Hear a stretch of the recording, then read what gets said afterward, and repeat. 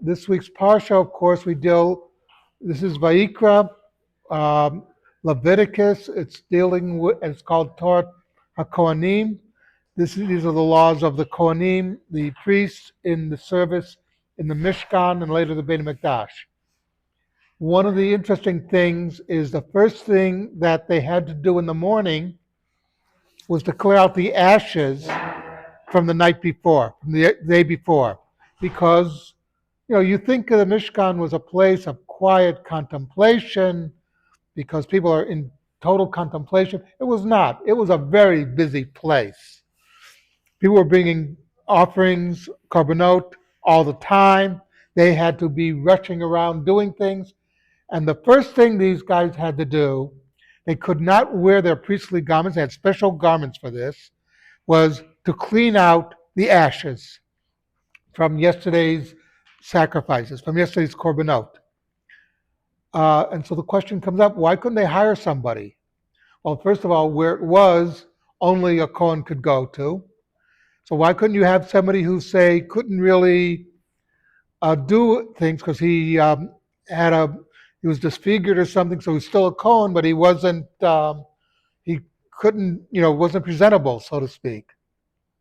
And the answer is part of the job, it's teaching us that even mitzvot that we don't like, even mitzvot that we might think are beneath us, are still mitzvot, and we have to do them. Because there's a lot of things that we, in life, you think this is beneath you, and Hashem is telling us, God is telling us, no, it's not beneath you. Somebody once said to me that we should only offer people work that is, honorable. So I asked him what he meant. He says, well, they shouldn't pick up garbage, people who are unemployed. So I looked at him and I said, you know what I used to do? There was once I was working in a refit in a cow shed in Israel, and a cow shed in Israel, a cow pen, and the the pipe that took out the refuse from there broke, and there was this huge mess that had to be cleaned up.